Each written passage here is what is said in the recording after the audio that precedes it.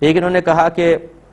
بعض اوقات لوگ کبیرہ گناہ کر رہے ہوتے ہیں تو کوئی یہ کہہ دیتا ہے اس طریقے سے کہ دیکھو اللہ نے ان کے دلوں پر مہر لگا دی ہے، تو یوں کہنا کیسا ہے؟ دیکھیں یہ دو چیزیں ہوتی ہیں اس میں، ایک تو غیبی خبر دینا اگر مقصود ہو کہ ہمیں معلوم ہے کہ اللہ نے ان کے دلوں پر مہر لگا دی ہے، ایک تو یہ ہے،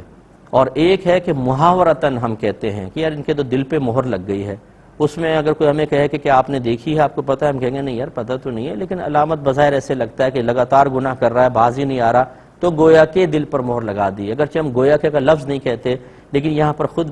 بخود ہی ہوتا ہے۔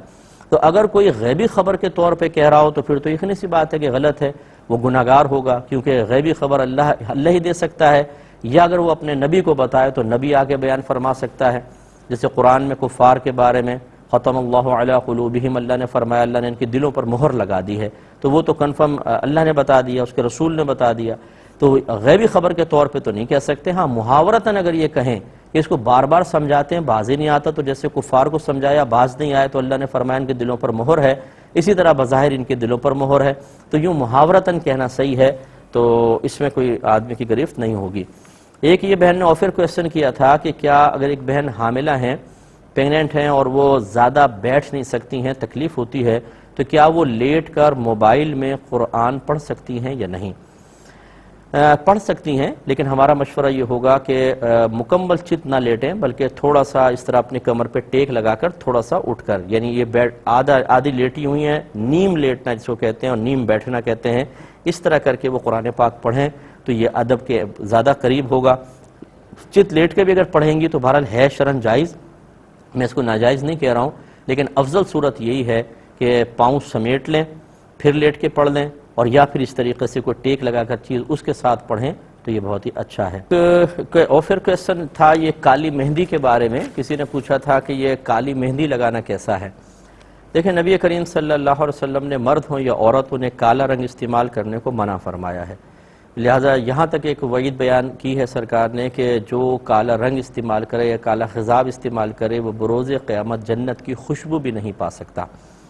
لیکن اب اس میں علماء کا اختلاف ہے کہ کالا رنگ کیا مخصوص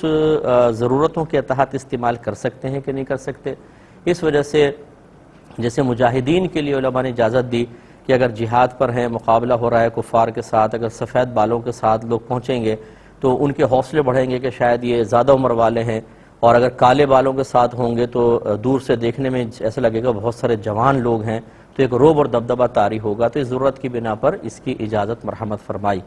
اب اس کو اور وسعت دی بعض علماء نے، انہوں نے کہا کہ اگر کوئی عالم دین ہے وہ کالا خضاب استعمال کرے تاکہ جو مطلب اسلام دشمن ہیں ان پر کوئی ایک اثر طاری ہو تو وہ بھی کر سکتا ہے۔ تو کہنے کا مطلب یہ ہے کہ بعض علماء اس کو ہر صورت میں منع کرتے ہیں کہ کالا رنگ جائز نہیں ہے، جس میں ہم بھی اس میں شامل ہیں، اور بعض علماء اس کے لیے جواز کے پہلو نکالتے ہیں، ان کے پاس اپنے دلائل ہیں، ہم ان کی رائے کا بھی احترام کرتے ہیں، اور میں عوام کو یہی کہتا ہوں کہ اگر ایک عالم دین یہ کہتا ہے کہ میرے پاس اس چیز کی دلیل موجود ہے تو اب آپ کو یہ اجازت نہیں ہوگی کہ آپ ان کی گرفت کریں۔ ہاں کوئی اور عالم دین ان کے اوپر اٹیک کرے، ان کے اوپر دلائل کے ساتھ گفتگو کرے، وہ ٹھیک ہے، ان کو اجازت ہے، عوام کو اس کی اجازت نہیں ہوتی ہے۔ تو خلاصہ کلام یہ ہے کہ کالے رنگ کے کالے خضاب میں علماء کا اختلاف ہے، ہم اس کے ناجائز کے ہی قائل ہیں، میں آج تک الحمدللہ نہیں لگاتا ہوں، مہندی یوز کرتا ہوں، اور ہمارے جو ویسے بھی آقا نعمت امام اہل سنت نے بھی فتاوی رضویہ میں اس کو منع ہی فرمایا، مطلقاً منع کیا ہے، اور مجاہدین کے لیے وہ استثناء پہلے دور کے اندر رکھا ہے۔ حتیٰ کہ کسی نے پوچھا کہ جی اگر زوجہ جوان ہو تو کیا شوہر